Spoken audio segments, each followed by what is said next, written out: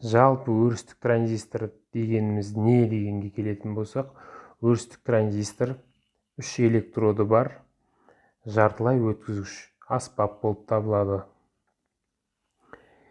Бұлар жалпы пайдалануына қай жерде пайдаланады дегенге келетін болсақ, өрістік транзисторлар электрлік сигналдарды күшейтуге, түрлендіруге, генерациялауға және де сандық құрылғылардың негізі осы өрістік транзисторлардан жасалынады.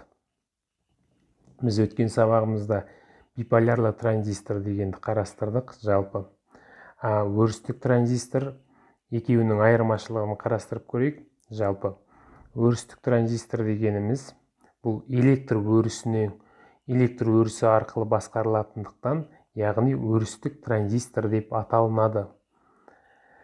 Бұл жерде басқаша атауы өрістік транзистордың униполярлы транзистор деп аталынады, яғни бірполярлы транзистор болып табылады. Бұл неге олай дегенге кейінірек тоқталатын боламыз. Жалпы өрістік транзистордың корпустарына, дизайніне келетін болсақ, бұл жерде әр түрлі болады. Яғни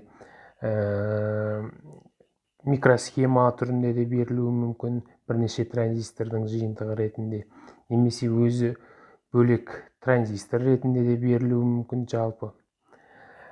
Жалпы өрістік транзисторлар бұлар көбісінде интегралды микросхемаларды жасау кезінде өте ыңғайлы бізге.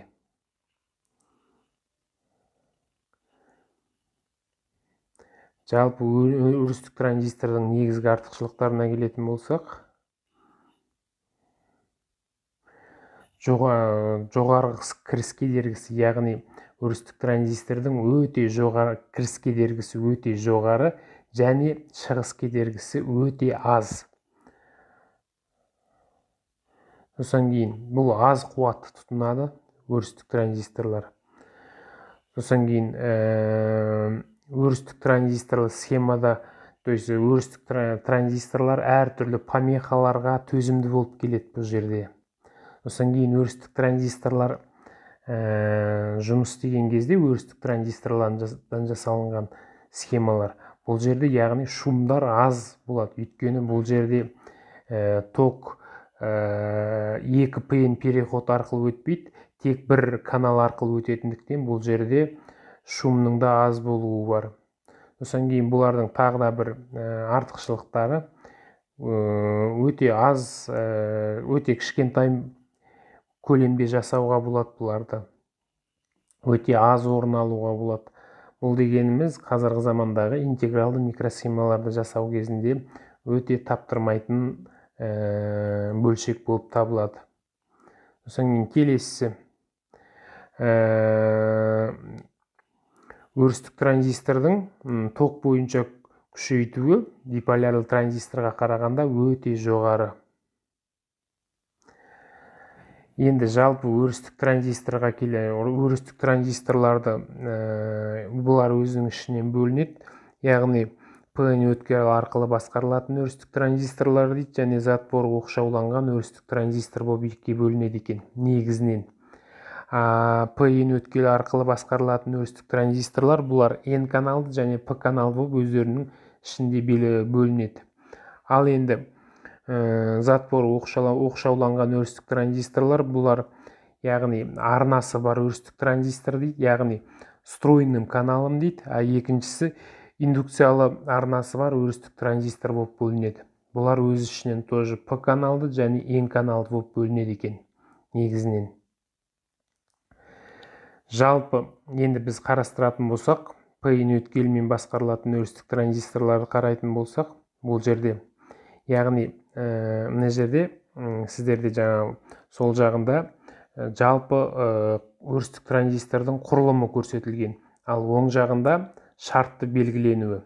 Яғни көріп отырсыздар, P-ін өткелі арқылы басқарылатын өрістік транзисторларда 3 электрод болады екен. Яғни сток и затвор деген. Мына жерде қараңыздар, бізде мына жерден қарайық. өрістік транзистор, яғни PN өткелі арқылы басқарылатын өрістік транзисторды қарастырайық. Бұл жерде каналды көріп отырсыздар. Бұл жерде бізде канал N каналды. Ал бізде затвор P, яғни P типтен жасалынған. Қараңыз, бұл жерде біз екі кернеу береміз. Біріншісі затвор исток арасындағы кернеу, бұл яғни басқарушы кернеу деп аталынады. Сосын кейін екінші кернеу бізде сток пен истоктың арасында беріледі.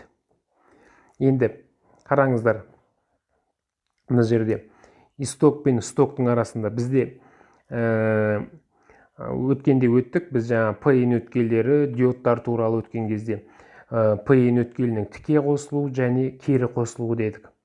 Бұл жерде, яғни бізде қандай қосылу болып тұр? Кері қосылу болып тұр. Яғни кері қосылу дегеніміз P-ға біз минус береміз да, ал N-ға плюс береміз. Бұл жағдайда не болады дейік? Мынау астындағы вольт амперлік сипаттамасын қарап көріңіздер, назар салыңыздар. Бұл жерде, яғни біз затвор исток кернеуін ұлғайтқан кезде, бұл жерде бізде PN өткелінің ені үлкейеді. Яғни бұл үлкейген кезде каналдың енінің кішіреюіне тікелей әсер етеді. Яғни біз кернеуді жоғарылата беретін болсақ, басқару кернеуін, яғни бізде затвор мен истоктың арасындағы PN өткелі үлкейеді да, каналдың ені кішірейеді. Мына жерде қараңыздар, А суретте, яғни бұл жерде вольт амперлік сипаттамасы берілген, яғни токтың деңгейі қалай өзгерілетін. Ең басында мұнда затвор исток кернеуі, яғни 0-ге тең шамасын, 0-ға тең кезінде бізде токтың мәні 15 миллиампер екен. Ал енді біз оны минус 1 вольт берген кезде бізде токтың мәні қалай болып жатыр? Токтың мәні төмендеп жатыр. Яғни минус 1 вольтқа дейін түсті. То есть минус 1 вольтқа берген кезде, кешіріңіздер, 10 миллиамперге дейін түсті. Ал егер минус 2 вольт беретін болсақ, бұл қайда түсіп жатыр? Яғни 5 миллиамперге дейін түсіп жатыр. А минус 3 вольт берген кезде біздің токтың мәні 0-ға жақындап жатыр. Егер біз бұны 3-тен де жоғарылататын болсақ, 3 вольттан жоғарылататын болсақ, канал толығымен жабылады деген сөз бұл жерде. Енді мынау басында белгілену көрсетілген, яғни стрелка транзисторға қарап тұратын болса, бұл N канал болып есептелінеді екен. Ал стрелка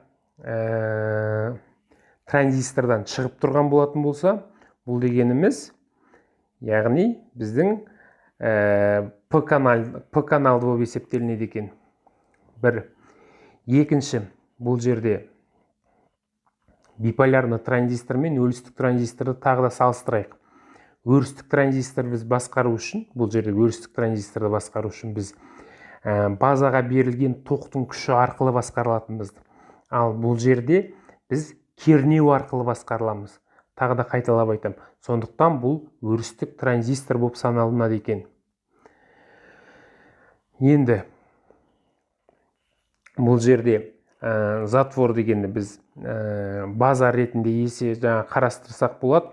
Сток дегеніміз біздің коллектор және эмиттер ретінде қарастыруға болады. Бұл жерде өрістік транзистордың тағы да бір артықшылығы, бұл жерде біз исток пен стокты ауыстырып пайдалана беруімізге болады екен.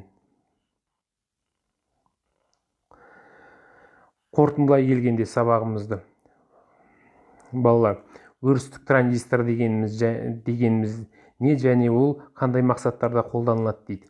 Яғни өрістік транзистор дегеніміз 3 электроды бар жартылай өткізгішті аспап. Бұлар сигналдарды күшейтуге, түрлендіруге, генерациялауға және де барлық сандық құрылғылардың негізі осы өрістік транзисторлардан қаланады. Екінші сұрақты өздеріңізге қойып көріңіздер. Содан кейін қандай жауап беретіндіктеріңізді. Тағы да өрістік транзистордың қандай түрлері бар және ерекшеліктері дейді. Өрістік транзистордың екі түрі, өрістік транзистор екіге бөлінеді дедік, яғни ПН өткелі арқылы басқарылатын өрістік транзисторлары және затворы изоляцияланған өрістік транзистор дедік. Бұлар өзі ішінен, яғни встроенный каналым және индукцияланған каналы бар өрістік транзисторлар дейді. Біз бұл тақырыпты келесі сабақта қарастыратын боламыз, яғни өрістік транзистор, то есть затворы изоляцияланған өрістік транзистор деген біздің келесі тақырыбымыз болып табылады. Келесі өрістік транзистордың негізгі артықшылықтары дейді. Жаңа айттық, бұл жерде қандай артықшылықтары бар? Бұлардың кіріс кедергісінің өте жоғары болуы және шығыс кедергісінің өте төмен болуы. Екінші артықшылығы, бұлардың помехаға өте төзімді болып келеді. Өрістік транзисторлар, кешіріңіздер. Екіншісі, бұл өрістік транзистордан жасалынған сұлбалар өте аз шуммен жұмыс жасайды. Келесі артықшылығы, яғни бұлар өте аз электроэнергиясын пайдаланады екен. Келесі артықшылығы, бұл жерде өрістік транзистордың ток бойынша өте жоғарғы күшейту коэффициентін бере алады бізде биполярлы транзистормен салыстырғанда. Келесі сұрақ, яғни ПН өткелі арқылы басқарылатын өрістік транзисторлар дейді. Жаңағы біздің қарастырылған тақырыбымыз. Бұл жерде яғни каналдың енін затвор истокқа берілген басқару кернеуі арқылы өзгертіп басқаруға болады. Яғни ешқандай кернеу берілмеген кезде бізде ток максималды мәнде өте алады екен. Ал егер біз оны ПН өткелін кері қосатын болсақ, яғни кері қосылу плюске минус беріп, минусқа плюс беріп, кері кернеуді ұлғайтатын болсақ, яғни бұл жерде каналдың ені кішірейеді екен. Яғни ПН өткелі үлкейеді. Яғни бұл канал арқылы ПН өткелі үлкейген кезде бұл каналдың енін кішірейтуге әкеліп соғады екен. Осы арқылы канал арқылы өтетін тоқтарды басқаруға болады.